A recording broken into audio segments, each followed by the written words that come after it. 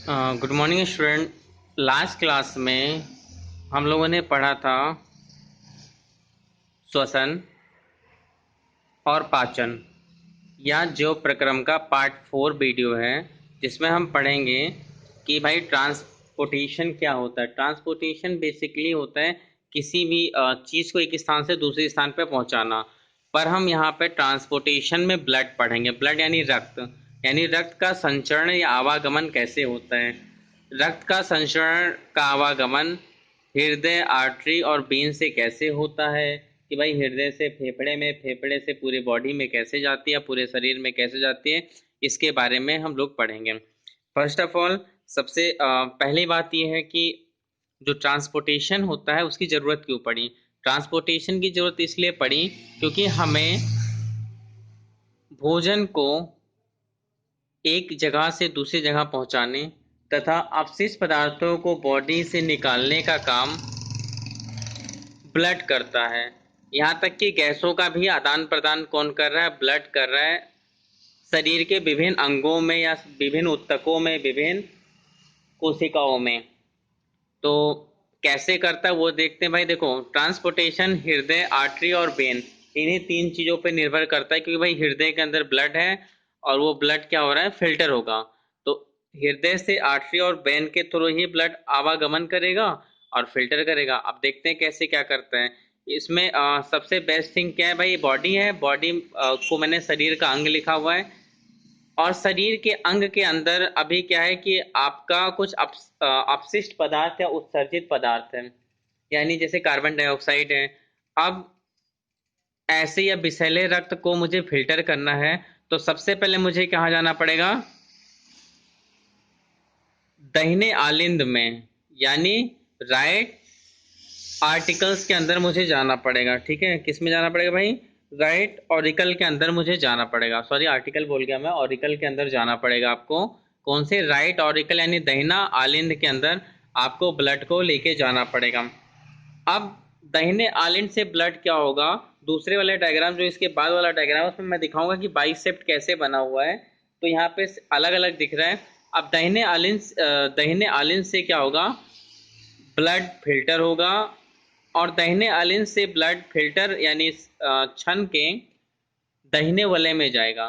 दाहिने वलय से पल्मोनरी वेन, अब यहाँ ध्यान रखना कि जब ब्लड ऊपर से फेफड़े की तरफ जाता है तो वहां पे वेन का इस्तेमाल करते हैं, और जब अंदर की तरफ आ रहा होता है तो हम आर्टरी का इस्तेमाल करते हैं। तो यहाँ पे क्या होगा भाई? पल्मोनरी आर्टरी के थ्रू, सॉरी यहाँ पे पल्मोनरी आर्टरी होना चाहिए, पल्मोनरी आर्टरी। तो ब्लड पल्मोनरी आर्टरी के थ्रू कहाँ चला गया भाई? फेफड़े में। फेफड़ा यानी लंग्स के अंदर गया। लंग्स के बाद क्या होता है कि वहाँ पे जो कार्बन डाइऑक्साइड होती है वो नोज से बाहर चली जाती है। उसका सारा प्रोसेस आप श्वसन वाले में पढ़ चुके हो। उसके बाद फेफड़े से ऑक्सीजन, वहां पे देख लो पल्मोनरी आर्टरी लिखा हुआ है, पल्मोनरी आर्टरी के थ्रू जा रहा है डीऑक्सीजनेटेड ऑक्सीजन या डीऑक्सीजनेटेड ब्लड, यानी कार्बन डाइऑक्साइड युक्त ब्लड कहाँ जा रहा है? फेफड़े में जा रहा है। और फेफड़े से जो निकल रहा है वो पल्मोनरी वेन से, यहाँ पल्मोनरी आर्टरी थी, यहाँ पल्मोनरी वेन है, ये ध्यान रखना। पल्मोनरी वेन से क्या होता है? ऑक्सीजन युक्त ब्लड जो होता है वो कहाँ चला जाता है भाई? बायां आलिंद के अंदर, लेफ्ट ऑरिकल के अंदर चला जाता है। और लेफ्ट ऑरिकल यानी बायां आलिंद से लेफ्ट वेंट्रिकल से होता हुआ आर्टरी के थ्रू, देखो वहां पे ऊपर आर्टरी जा रही थी, यहाँ पे नीचे ब्लड पूरे बॉडी में भेजने के लिए आर्टरी का काम हो रहा है। तो ये एक कॉमन पॉइंट है कि जब हार्ट से फेफड़े की तरफ जाता है तो पल्मोनरी आर्टरी लेके जाती है, और जब और वेंट्रिकल से यानी बायां वलय से बॉडी के अंदर आ रहा होता है ब्लड, तो यहाँ पे मेन आर्टरी लेके आती है। तो ये ध्यान रखना कि यहाँ पे सिस्टम थोड़ा उल्टा होता है।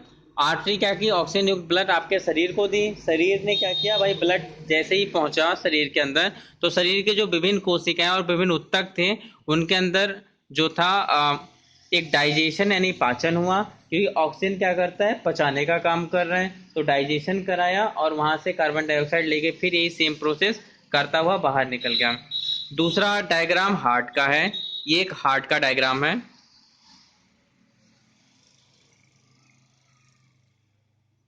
इस डायग्राम के अंदर मैंने हार्ट के चारों कोष्ठक दिखाए हुए हैं, दायां अलिंद, बायां अलिंद, दायां वलय, बायां वलय, और इसमें ये सारी प्रोसेस दिखाई गई है कि कैसे हार्ट से ब्लड पंप होता है। फर्स्ट ऑफ ऑल, हार्ट क्या होता है कि बेसिकली चार कोष्ठकों से घिरा हुआ है। मानव का हार्ट चार कोष्ठकीय है, कुछ जानवरों का हार्ट तीन कोष्ठकीय है, और अधिकतर का द्विकोष्ठकीय होता है। तो हम क्या है, चार कोष्ठकीय हृदय वाले हैं। चार कोष्ठकीय हृदय होने से हमारा फायदा ये है कि जो ब्लड यानी जो रक्त है वो आसानी से एक कोष्ठक से दूसरे कोष्ठक में जाके क्षमता रहता है, और शुद्ध खून हमारी बॉडी के अंदर या रक्त बॉडी के अंदर ट्रांसफर हो जाता है। इस यह मुट्ठी के आकार का है, यानी फिश शेप का है, क्या मुट्ठी के आकार का है, और ये 72 से 75 बार हार्ट बीट करता है 1 मिनट के अंदर। और साउंड जो इसका होता है वो लव एंड डब साउंड निकलता है, लव एंड डब साउंड निकलता है। और जैसे शरीर के सभी अंग रिलैक्स करते हैं ऐसे हार्ट भी रिलैक्स करता है, परंतु हार्ट के कुछ पार्ट्स रिलैक्स करते हैं कुछ सेकंडों के लिए। अगर अचानक से हार्ट बंद हो गया तो हम मर जाएंगे, तो कुछ समय के लिए हार्ट के पार्ट जो होते हैं वो रिलैक्स करते हैं। जैसे एक बार राइट ऑरिकल से राइट वेंट्रिकल में जाना हुआ, तो जब तक राइट वेंट्रिकल भर रहा है, उसकी जो थैली है उसका जो पाउच था, जब तक वो भरता है तब तक लेफ्ट वेंट्रिकल बंद रहता है। और जैसे राइट ऑरिकल फुलफिल हो जाता है, सडन क्या होता है कि राइट वेंट्रिकल ओपन होता है, और तब तक क्या होता है, राइट वेंट्रिकल का वाल्व ब्लॉक हो जाता है कि बस स्टॉप, अब आगे ब्लड नहीं दे सकता जब तक इतना ब्लड आगे फिल्टर ना हो जाए। सेम यही प्रोसेस होती रहती है, और चारों कोष्ठक कुछ सेकंड के लिए, बहुत ही माइन्यूट सेकंड के लिए रिलैक्स करते हैं, और बहुत ही माइन्यूट सेकंड के लिए वो सरवाइव कर रहे होते हैं। और एक खास बात,